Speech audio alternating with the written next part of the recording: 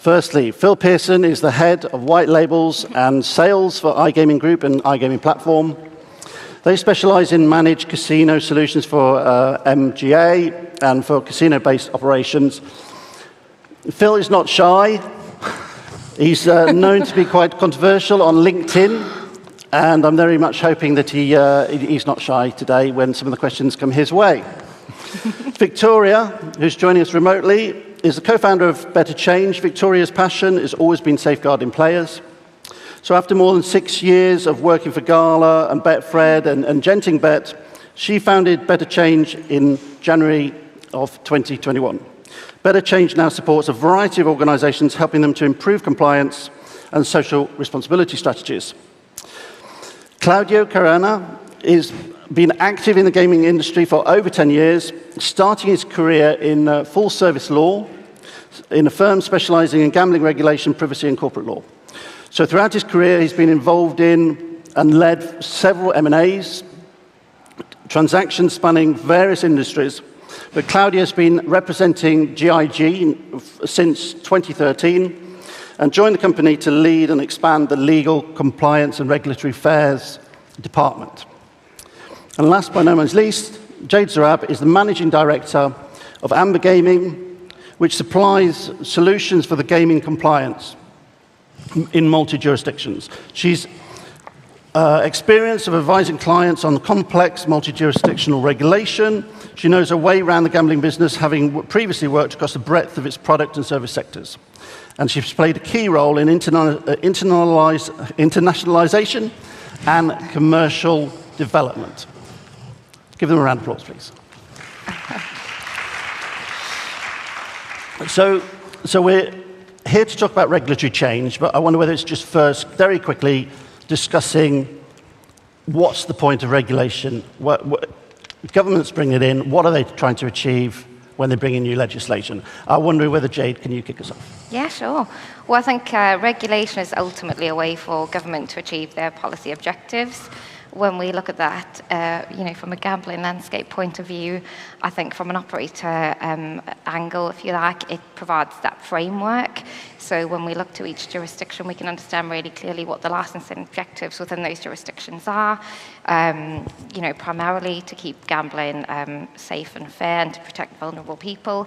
And of course, from a government perspective, to generate taxes and ultimately benefit the economy. Thank you. So the topic for this conversation was particularly on progressive regulatory change. And I was wondering whether, Claudio, you can just talk a little bit about what makes, from our viewpoint in the industry, what makes regulation progressive? Yeah, I think first things first, we need to have a bit of a reality check. I think the two sides of the regulatory fence need to come to terms with the fact that from an operator point of view, we need to come to terms that there is a section, category of the player database which can be harmed by gambling, which deserve certain protection. And we need to understand that employing certain aggressive commercial strategies might actually be harmful to these people. And I think we've gotten to that stage from an operator point of view. At least the vast majority of operators understand their commitment, and understand the role that they have to play, and they're fully committed to this cause. On the other hand, you've got regulators that I think need to come to terms with the fact that having very prohibitive, restrictive regulations, it probably isn't going to work. I mean, gambling has been so pervasive across human history, I mean, starting with the ancient Greeks and the Romans, etc. So it's been there for so long. Gambling is here to stay. Better regulated well, and have regulation that can work for both sides, because ultimately the winner will be the player. Right, so progressive regulation, all sides win. So Victoria, have you got any thoughts in terms of regulators' attitudes, what they need to have in mind when they're looking to bring in progressive regimes when it comes to sort of new technologies? Yeah, absolutely. I think we've seen the regulatory landscape change quite a lot. I think, we started off as a rules-based regulatory environment where it was sort of like, you will do this, and it's very prescriptive. And then we moved to what I would consider a bit more of a healthier situation when it was more of a principles-based regulation. And it was, here's some ideas. We'll leave you to sort of interpret the best way that you can to sort of make sure that you offer a product and a service that is, safeguarding your players, but allows you to be commercially viable as well. And I think in recent years we've started to see people move back towards the rules-based. Partly because there's a number of operators who are sort of doing the bare minimum, which we would never advocate for. And then as long as we see that, we're going to have the regulators constantly asking for stronger and stricter regulatory sort of environments. But in terms of sort of innovation, I definitely want to see the regulators work more hand in hand with the operators. Having come from the operator side myself, I found quite often that the regulations were stymied our innovation, and that was not something that we wanted to see and don't want to see going forward. I want to be able to see an environment where there's a lot of collaboration, and we can all work together and make sure that we deliver innovative commercial products, but we're still keeping player protection at the height of the agenda. Yeah, if I could just add to that, I mean, some people might be scandalized for me saying this, but I think the Gambling Act and the LTCPs in the UK are actually quite progressive. The problem with the UK, for sure, is how unforgiving the regulator is and how the implementation of that regulation is done. But actually, it's an objective-driven regulation. It allows all the operators and the suppliers to work to that goal in very different ways. I think the issue then is, however, because when politics gets involved, I think that is when we start having problems with regulation. And again, I mean, we can use the Dutch example of recently, right? I mean, unfortunately, the regulator seems to have been getting a lot of pressure from politics. Politics get involved. There's a change of tact last minute. The regulation in the Netherlands, for example, I mean, the framework is quite robust. It clearly has the right intentions and goals in mind with the player right at the heart of that regulation. The issue is that the government wants to be quite punitive in the way they go about regulating. So I think that kind of scares operators a little bit. I mean, to sort of continue on what you've asked me earlier, what makes a regulator sort of and a regulation progressive? Certainly, I mean, having a one-strike rule is definitely not progressive. I think we need a bit more outreach from regulators, collaboration between regulators and operators, because ultimately we should be having a common goal, which is making sure gambling is fun and fair and safe. Okay, I just wondered, do we have any regulators in the audience? Okay, that's good to know. We can be probably more candid. So, Phil, there's a limited number of licenses that have actually been granted in the Netherlands. Does that tell us anything as to whether they're on track to create their own progressive regulatory regime? Yes, in that it's not on track. So they had a plan originally which they changed last minute. It didn't work. I mean, they're currently kind of pushing their own players out to non-regulated markets, so people are still playing on crypto or carousel sites. The whole plan of what they needed to do is basically shut down most of the tier 1 operators that were going to go there. And because of that, players are now playing at less responsible sites, which is kind of going against the whole point of regulation. So I don't believe they've done a very good job. And do you believe that their intention was to have that effect, or do you think they are in essence pro-gaming but have been are experiencing difficulties in rolling that out? I think they've got the same problem most regulators have, which is that they don't know enough about the industry because they don't collaborate with the industry. So you see it a lot, especially now with the MGA, also with Germany, with Netherlands. They're not actively reaching out to people to understand how it works and what the knock-on effects will be of the decisions that they're making. So last-minute changes like the Dutch has made has basically screwed over about 50 to 100 casinos. And now they can't take the players, they can't service the players, and those players are being pushed elsewhere. Yeah, I think with the Netherlands, I mean, channelization is clearly hasn't been the priority of the government, for sure. unfortunately, it feels like that there's some protectionism happening. There seems to be a bit of a strategy to keep certain operators out of the market. And we could see this in the change of tact that Philip's mentioning in the last minute. I mean, there was clearly the prioritization criteria that operators were working towards. There was the motion pass-mal, which was like a bit of a transition period up until February 2022. But last minute, we see some aggressive enforcement action being taken, which led to quite a few operators leading to basically a churn of the database. And do we Jade, do we see this as the regulators sort of let's say clarifying things at the last minute that took people by surprise, or is there sort of a last minute change in how they're deciding to roll out the regulation? Yeah, I mean, I think one of the things you have to consider is what does progressive actually mean? And I think often people look at pace, you akin pace to something being progressive. And one needs to consider, is it more important to do things quickly or to do things right and create a sustainable environment? And I think that's really important because the regulatory environment is really complex. Most operators these days work across, a multi-jurisdictional landscape. So there are material items that need to be addressed when working across multi-jurisdictional environments. And that, from an operator perspective, obviously means that practically there are, significant changes that sometimes need to be made to infrastructure and the way in which operators manage their processes internally, which has knock-on effects, and those things cascade. And I think everyone's touched on collaboration. Yes, ultimately, that's really very important. But when we look at being progressive, I think we need to maybe just define somewhat what that means, because when we are investing time and resource and energy, both from, a regulatory point of view, but from an operator point of view, both ways, I think that business absolutely needs to be sustainable.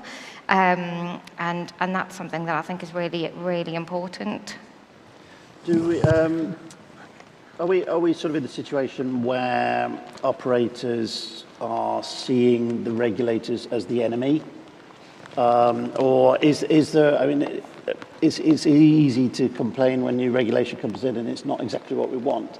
Is there something that operators and other gaming and organizations, platforms, anyone involved with it on the regulated side, can they do anything to make the situation easier for regulators? Is there a reaching out that the industry can do to make the regulators have a easier route to this sort of progressive regulation that we're looking for? Yeah, I think it's a difficult one, because I think each jurisdiction is a little different, each regulator is different. And you have to look at some markets and say, well, actually, in some jurisdictions, the regulator did really well to collaborate with industry, and perhaps industry is not being compliant, and the regulator then has had to take a more aggressive, response or approach. They've had to have enforcement action.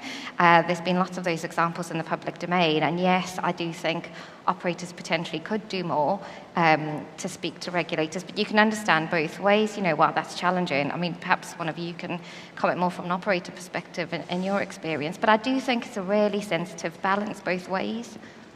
Victoria, your thoughts on the relationship the current relationship between operators and regulators?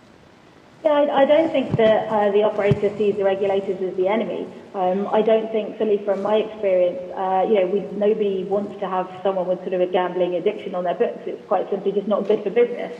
But I agree with Jade, that everyone can do more. And that's exactly why I made the leap from moving an operator side to going and helping operators to look at how they could potentially do that.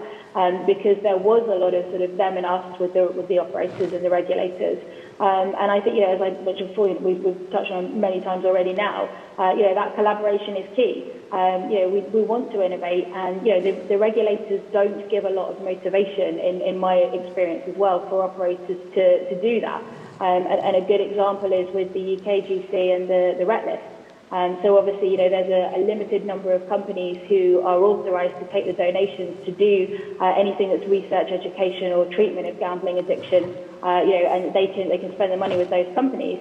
But if they came up with a brilliant idea and wanted to spend £1 billion solving gambling addiction with someone that's not on that red list, they get zero credit for it. So therefore, there's not a lot of motivation for the operators to go over and above what they're mandated to do, because the regulations make it so sort of prescriptive and sort of linear of what they can do and where they can spend their money. And then there have been sort of feedback, and there's a lot of fantastic work being done from the companies on the red list for sure. But there's also one or two perhaps that have been used to getting a huge amount of funding over many years, and then the appetite for for being too innovative and doing something completely different isn't necessarily there. So I would definitely like to see in the future that the regulators encourage innovation and encourage the operators to do more and go over and above what the minimum states, by giving them recognition for things they do that's outside of things like the red list. Okay, thanks. And Phil, can you think of regulators where you actually go, that these guys, this is what we'd like them all to be like. This is, or this is definitely how we'd like, where we see them engaging as well as we would hope. There's half of some, so you can take half of the MJ, like the framework, that works really well. But then if you take something like the Player Protection Directive, which is abysmally poor, they really kind of skate around any issue, so they don't actually crack down on any single thing that you need to do as an operator. You can have medium risk or high risk, but you can assign your own risk scores. You can basically create your own tool, which can be a completely made-up tool. No one's going to check.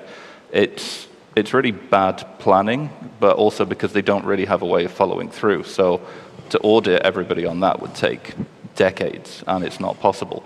But because they're doing it this way, the whole point of player protection is to protect the players and ensure responsible gambling. But by adding things like that and lower RTPs, all you're doing is forcing players into offshore, or players are losing faster, which means they're depositing more, which is the opposite of responsible. So generally, regulators are kind of hypocritically making people gamble more by using the rules that they do, which is stupid. But, sorry, Claudio. No, I was going to say, I mean... regulators are stupid, please comment. No, Go on. I won't comment anything about the motor regulator, but what I'll say is about something about the Ontario regulator. So I think it's quite refreshing, actually, that they seem to be quite a reasonable regulator. I mean, obviously, the market's not live yet. It should go live sometime in December. But what we are seeing is the way that they are responsive and collaborative, and even the framework that they have put in place. It appears to me that channelization is high on their agenda, given that in Ontario there can only be one operator. However, sort of the government went around its own kind of rules by creating this framework of a sort of master license, white labeling type of model, which kind of shows the mindset of the regulator, that they clearly understand the benefits of first of all, filling the coffers with tax revenue from the gambling industry, but at the same time, they clearly understand that there's benefits to the player, and it definitely creates a much safer gambling environment overall if you regulate. So there's clear distinctions and it clearly contrasts when you're comparing the Ontario AGCO versus others that we have discussed. And perhaps that is the reason why operators are quite nervous about regulation. I mean, we have quite a few now bitter experiences, Sweden, UK, and a few other sort of hard regulators when it comes to enforcement. Okay, and is regulation always a hindrance to getting the business done? Victoria, can regulation create opportunities and allow for innovation? Yeah, I don't think that they should be mutually exclusive. So regulation is obviously there to protect the players first and foremost, which we all want to be able to do. And actually, when new legislation comes out and new guidance is released, it's an opportunity to try and be innovative and work out sort of how you can maintain your competitive advantage while still obviously achieving that player protection. But I think, again, it just needs to have that openness and the motivation there to encourage sort of the collaboration, not just with the regulators, but with technology companies, with suppliers, with consultants, with everybody that can help you to try and find what that competitive advantage looks like.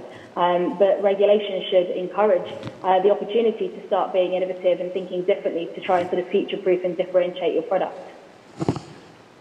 And new regulatory regimes, what effect does that have on getting investment into a company that's operating in this new regulated market? Claudio, perhaps, if I can ask you.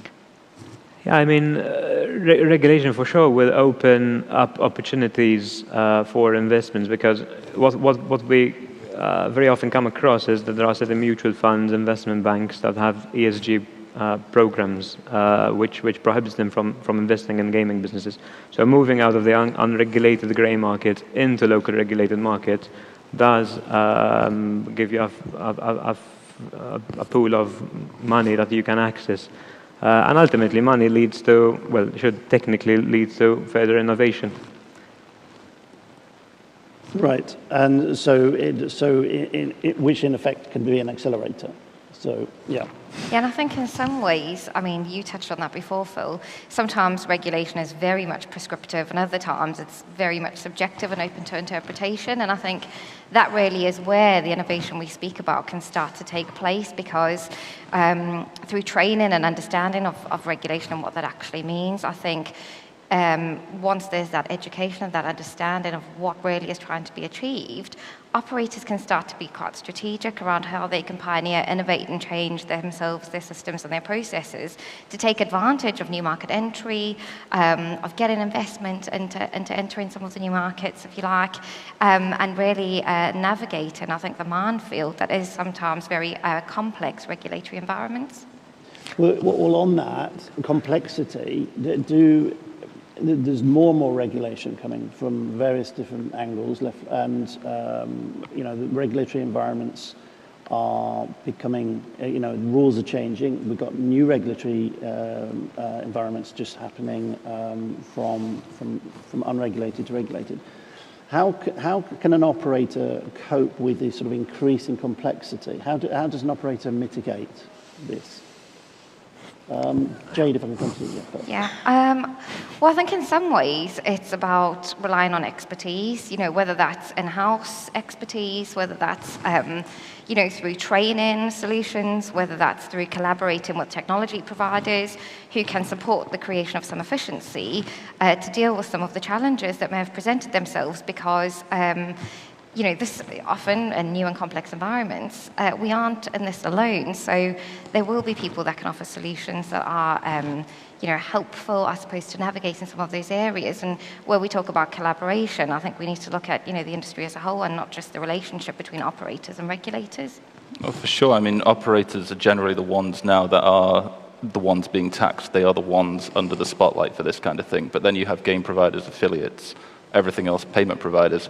That kind of just flows normally, but it's all the pressure goes on the operators, which makes sense because obviously they have to protect the players. But sometimes it is a bit difficult and unfair that all of this risk falls on that side, and they're generally the ones that make the much smaller amounts of being in the industry.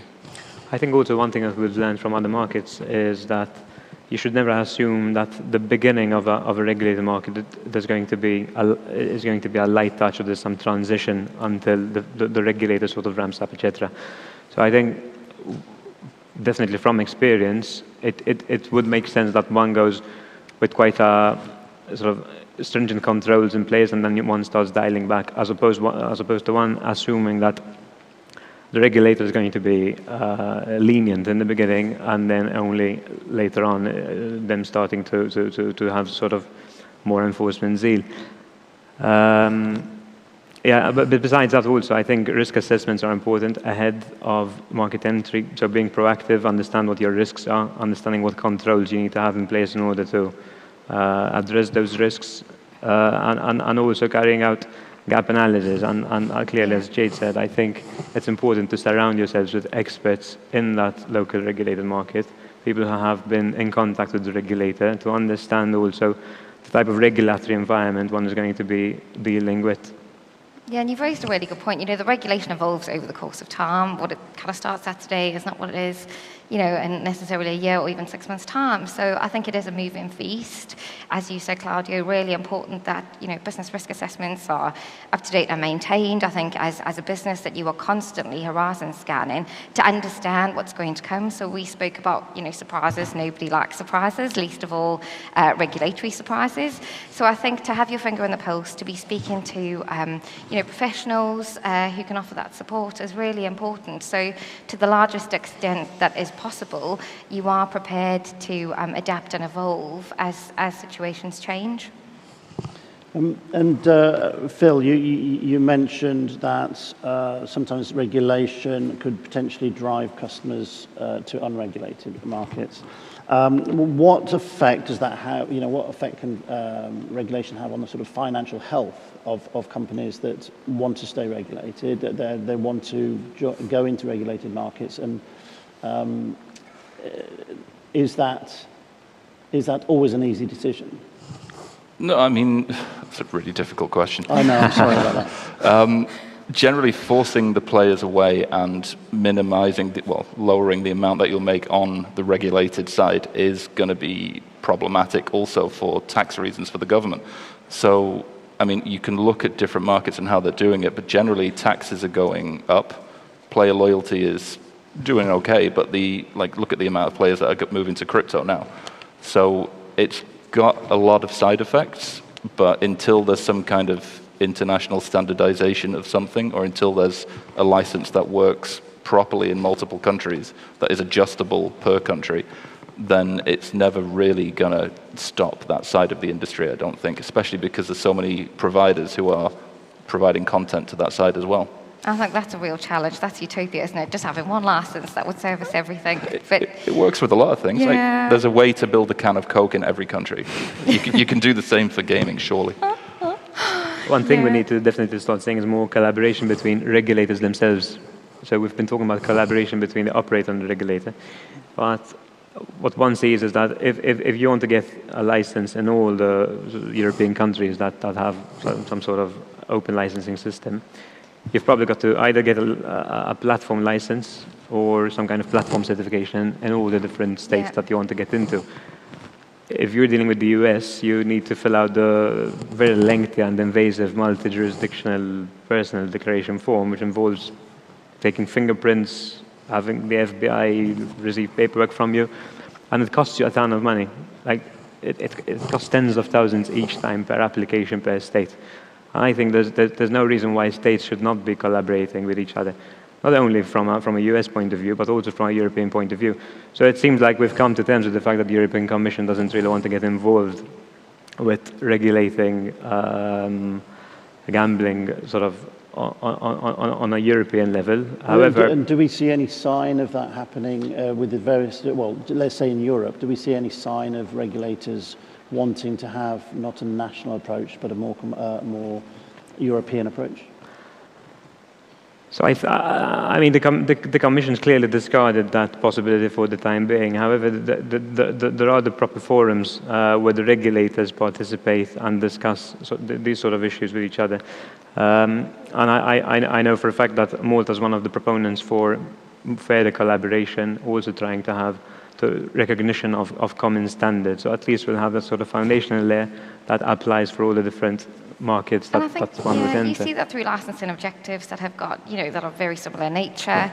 And you can see that the regulators do collaborate to a large extent because you've got best-in-class standards in some jurisdictions, and you see others follow suit and try to, create their own nuances within that.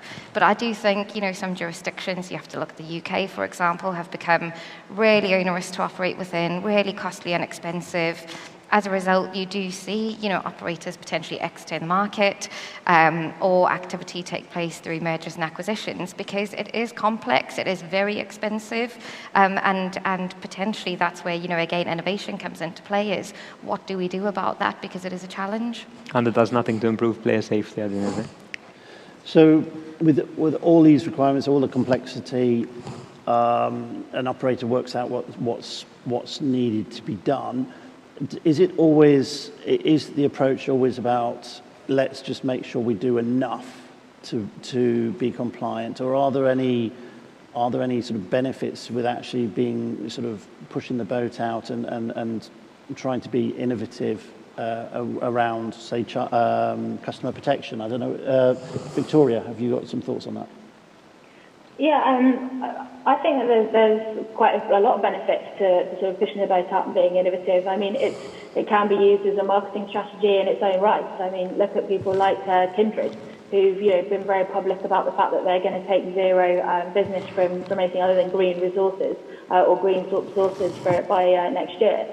So that's very much a marketing push for them, and something that they can go out and say, we really are a responsible operator. And there's a lot of opportunity like that for sure. So I think that there's a number of operators that want to do well and that want to sort of push the boundaries in this.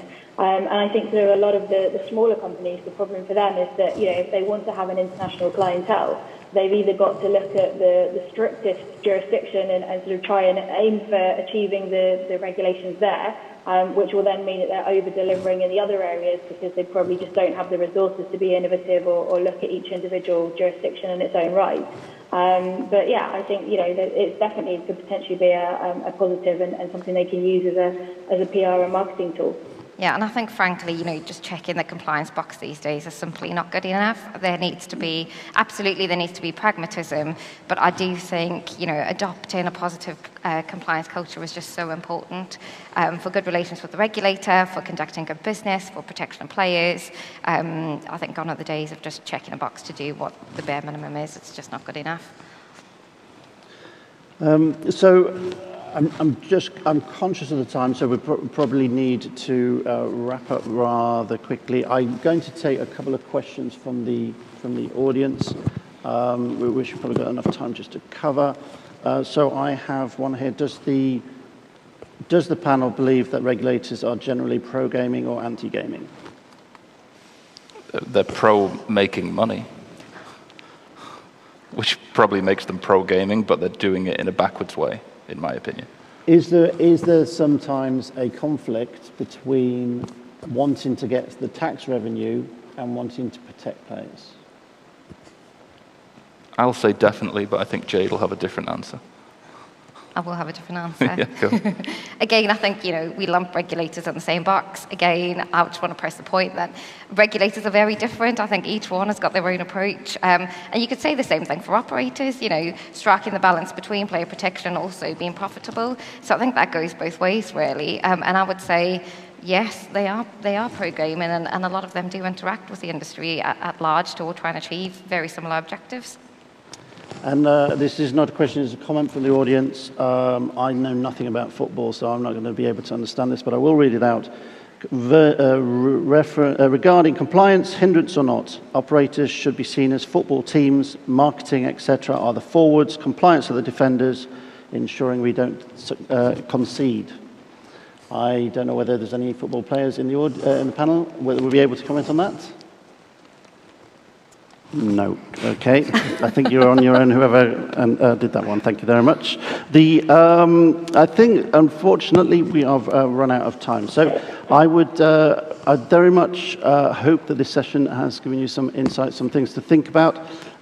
Thank you for your questions and your participation. Most appreciated. I'm sorry I couldn't get to all the questions. I'd very much like to thank our panelists for their excellent contributions. Please show your appreciation and give them a warm round of applause. Thank you. Thank you very much.